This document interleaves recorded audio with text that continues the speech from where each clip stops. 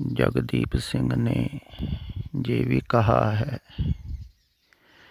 कि आपने पीछे कहा है रिकॉर्डिंग में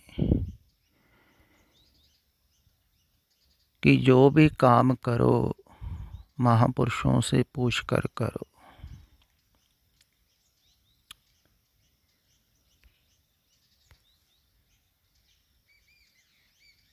काम अगर अधूरा है, जैसे कुछ नौजवान है,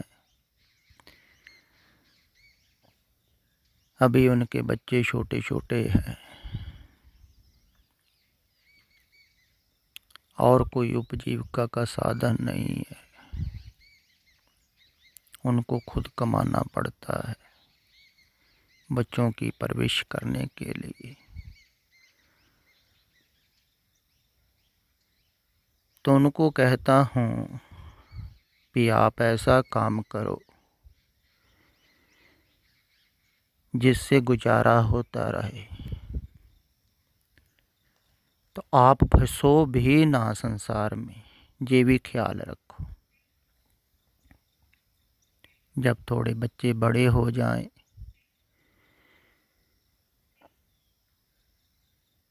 तो फिर आप आसानी से संसार से रुखसत हो सकते हो।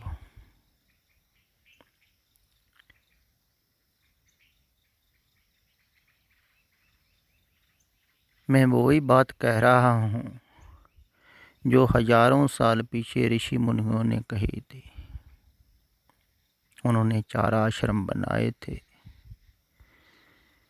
कि पहले बचपन में संसार में जाने की विद्या पढ़ो, उपजीविका कमाने के लिए सीखो, फिर संसार में जाओ गृहस्थ आश्रम में उसको भी जानो, जरूरी है जानना। लेकिन उस में रहते हुए ही फिर वापस तैयारी करने लगो वानप्रस्थ, भी वापस जाना है।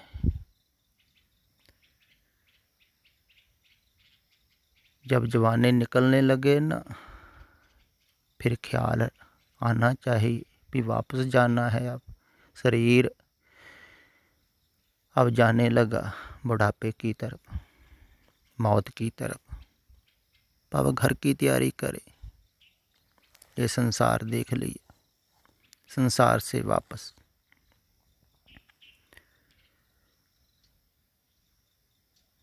तो जिनका संसार का काम पूरा हो गया है, देख लिया, भोग लिया, जान लिया, सब कुछ कर लिया, अब करने को कुछ बाकी नहीं है, तो वो वापस तैयारी करे ना, वो काम करे। वापस मरना है तो मरने से पहले पहले जीवन को सफल करें, अपने घर जाने की तैयारी।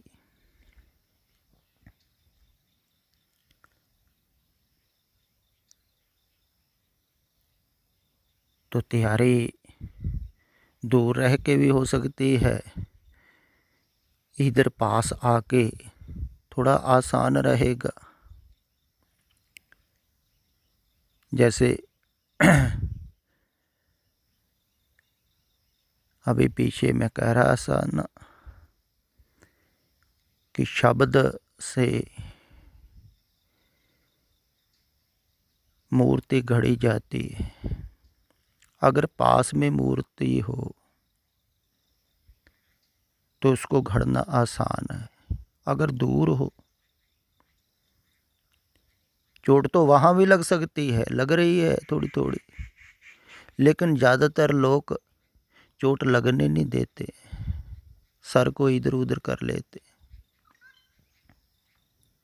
हटा लेते।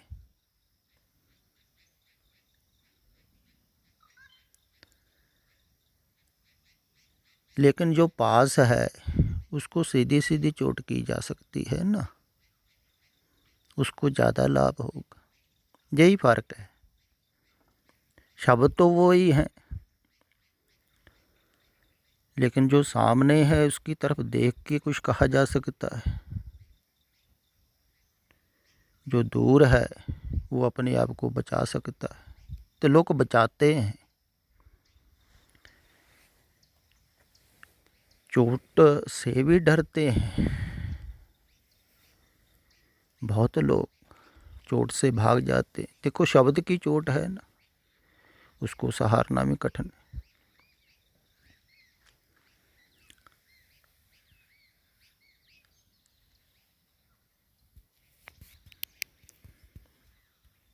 तो जहाँ चोट ज़्यादा की जाती है,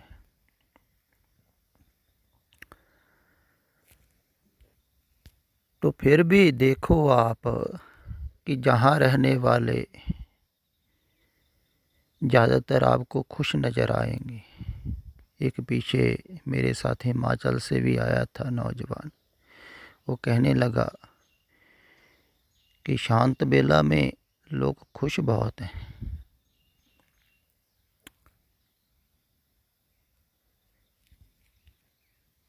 खुश इसीलिए है कि जहाँ बंधन नहीं है, ज़बरदस्ती नहीं रखा जा रहा है इनको। यहाँ मैं कह नहीं रहा हूँ कि यहाँ ही रहना है, इनको जाने की पूरी स्वतंत्रता है, इसीलिए खुश हैं। अपनी मर्जी से रह रहे हैं, मिटने के लिए रह रहे हैं, अपने को संवारने के लिए रह रहे हैं। आने को तो मैं कहता नहीं हूँ, मैं जहाँ परमानेंट किसी को रहने के लिए भी नहीं कहता, बल्कि बात उल्टी होगी। जो मुक्त होने आया है ना वास्तविक में, उसको मैं जाने के लिए भी कहूँगा वो जाएगा नहीं। तभी मुक्ति संभव है। मैं धक्के भी मार के निकालूँ ना, जा चले जा यहाँ से, अगर फिर भी ना जाए वो, तो फिर समझ लेना चाहिए कि उसकी मुक्ति स्वाभाविक है। वो कह रहा है मुझे मार दो, मरने के लिए तैयार है। तो जो मरने के लिए तैयार है वो ही मुक्त होगा। तो अगर संसार से आप मुक्त होना चाहते हैं, मिटना चाहते हैं, संसार की तरफ से ही मिटना है ना, झूठ की तरफ से मिटना है। उसी को कहा है जीवत मरिए तपाओ जल तरिए, तो फिर मरण ना हो। लेकिन कठिन है फिर ख्याल में लोग संसार की तरफ से मरना, को मन जीता है संसार में। फिर शरीर का मरना तो आसान है, मन बहुत पुराना है, इसका मरना और भी कठिन होगा, क्योंकि माया से बिल्कुल लिपट है जी, छोड़ता नहीं है जल्दी। इसलिए धार्मिक लोग भी फंसे रहते, बहुत बहुत देर साधना करते, फिर भी मन पकड़ पकड़ लेता है संसार को। जैसे आज ही एक टेलीफोन आया था कनाडा से ही, दोनों पति पत्नी कह रहे थे कि हमें 20-22 साल हो गए हैं साधना करते हुए। हमने वहाँ मोगा में भी साधना की, शायद सेवा सिंह जी त्रिमाले वालों की वहाँ की होगी, वो ही करवाते हैं। लेकिन मन अभी भी संसार में लगा हुआ है।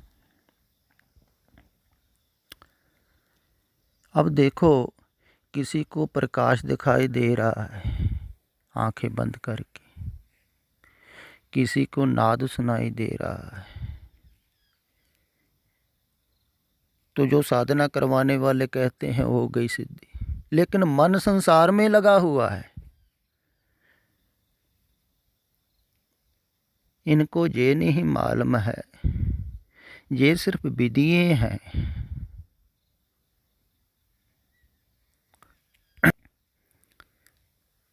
तो विधि से मन स्थिर करना है, फिर विधि को छोड़ देना है। जैसे एक कदम आप पौड़ी के ऊपर चढ़े, उस पौड़ी को छोड़ के फिर अगली पौड़ी पर जाओगे ना। लेकिन लोग विधियों में अटके रहते हैं, वो प्रकाश देख रहे, लेकिन मन संसार में लगा हुआ, सारा दिन लगा रहता है। तो थोड़ी देर के लिए छूटोगे, थोड़ी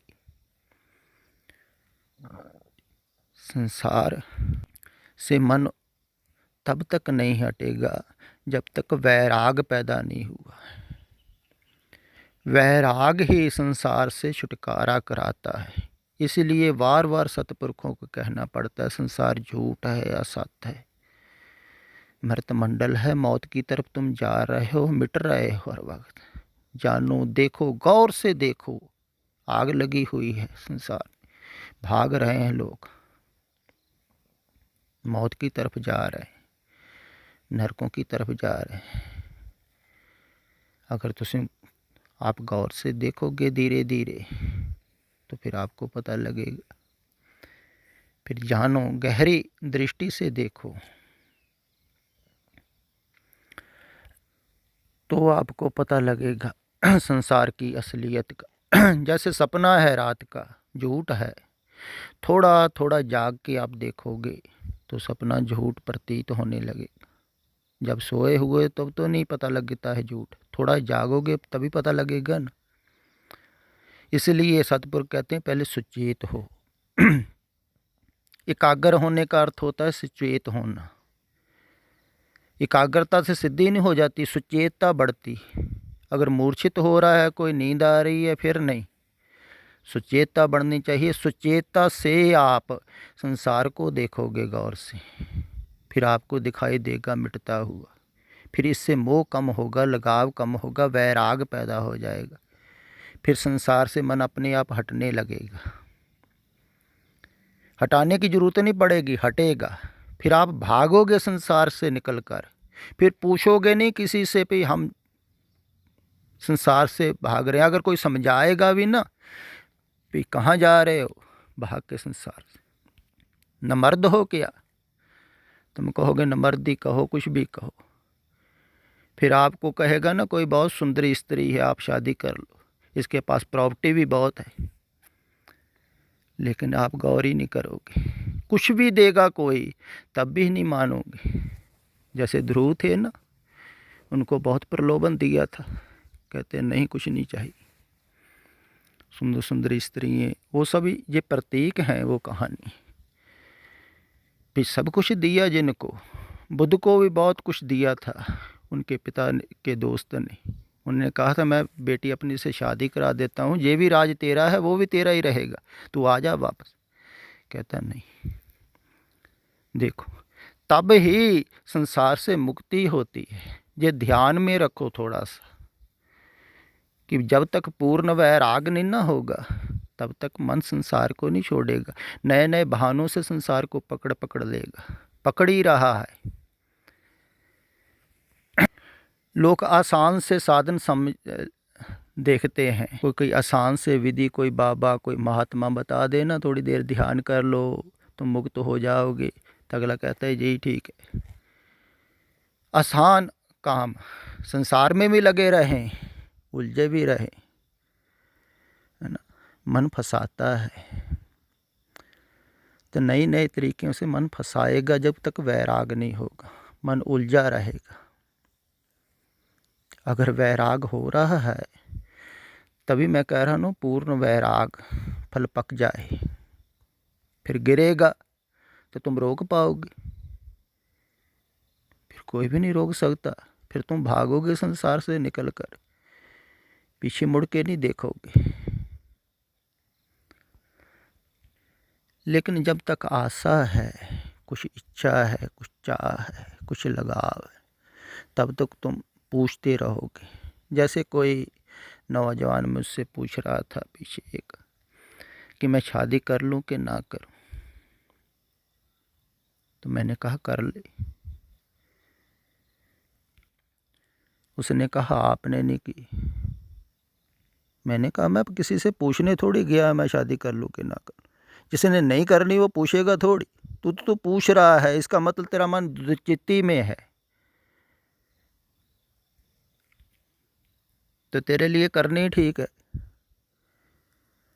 तो जिसने नहीं संसार में जाना वो पूछेगा थोड़ी।